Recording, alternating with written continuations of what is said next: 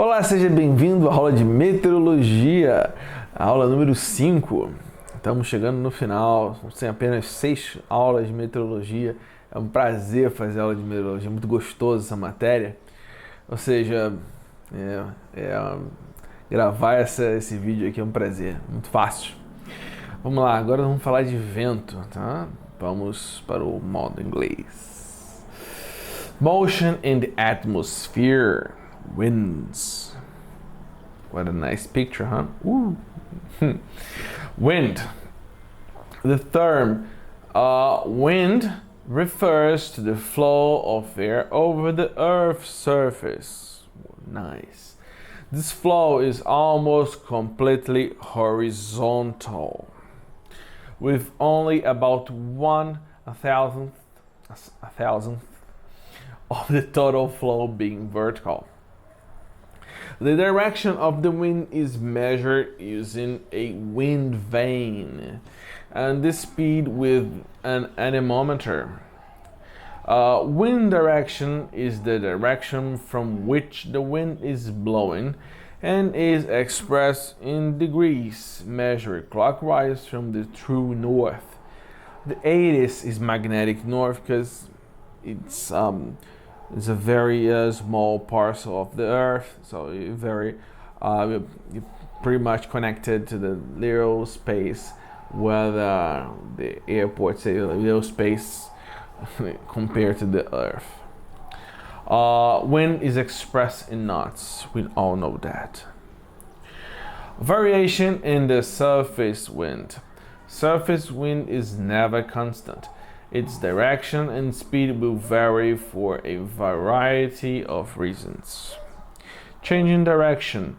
A clockwise change in wind is called a veering wind. Alright? An anti-clockwise change in wind is called backing wind. Veering, backing. Alright? Change in speed. Gust of wind is a momentary increase in speed of the wind lasting only a few seconds. It sucks for aviation when it's gust. It's very hard to land. If you're in cruise and feel like gust of wind, it's not good at all. Lull is a momentary decrease of the wind speed below the main speed reported. Squall is defined as a sudden increase in wind speed by at least 16 knots, lasting for not less than 1 minute, so it's a very strong blow. All right, you're gonna real know when you have a squall. So we're gonna be real clear, these 16 knots, it's a lot. Turbulence and wind shear. Causes of turbulence. Mechanical turbulence, friction turbulence, thermal convection, drifting thermal, dust devils, inversion turbulence, frontal turbulence produce the worst turbulence. CAT, clear air turbulence, not a real concern for VFR pilots, because usually doesn't really goes off on the lower levels. That's why. All right. Mountain or standing waves. Flying aspects when flying over valleys or near mountain ranges where turbulence may be present. Let's see. Crossing a valley with a strong wind is blowing, keep to the downwind side of close to the next downwind ridge or which the air is rising. Exactly. If you have a valley here, the wind is blowing from this side, stay on near the ranges on the downwind side or the lee side. If lenticular clouds or rotor clouds are present, fly upwind of them, where the air is rising. On the lee side of a range, the lee trough causes pressure altimeter to overread. So yes, it will read above what is the real deal. All right, let's keep going. So have here an explanation of rudder clouds. You're gonna be on the downwind side of the wind, or the lee side. All right. So have here reach. Yeah, read at your own pace. Trough as well. Flying in turbulence. When encountering turbulence, do the following. Fasten seatbelt.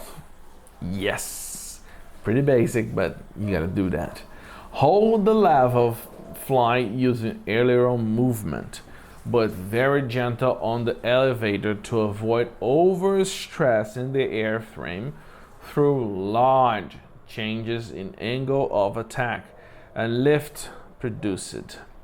Be prepared to accept variations in altitude.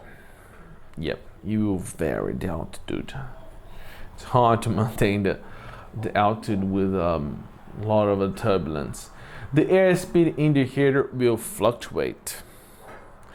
Flight the selected turbulence penetration speed, the VB.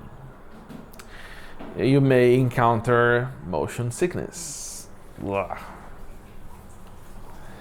Classification of turbulence. There are two classifications. Moderate turbulence causes moderate changes in aircraft attitude and altitude, but the aircraft remains under positive control at all times. Severe turbulence causes abrupt changes in aircraft attitude and altitude. The aircraft may be out of control for short periods.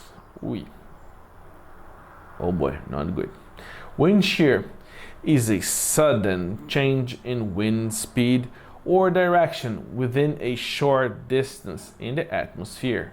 It affects the flight path, the way the aircraft goes through, and airspeed of an airplane, and can be a hazard to aviation.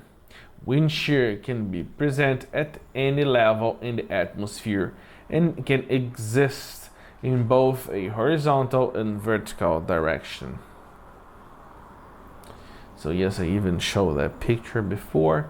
So yeah, that's a good description what would be wind shear. So yeah, a lot related to microburst, but yeah, so that's why it was the same picture. And that's it, guys. I hope to see you soon on the last class of meteorology. It was very nice to do this class. I loved it. Gente, muito obrigado. Até o próximo vídeo, que é o último. É um prazer. Como sempre eu gosto de falar, não se esqueça de curtir e comentar esse vídeo. Tá bom? Até a próxima. Até mais. Tchau, tchau.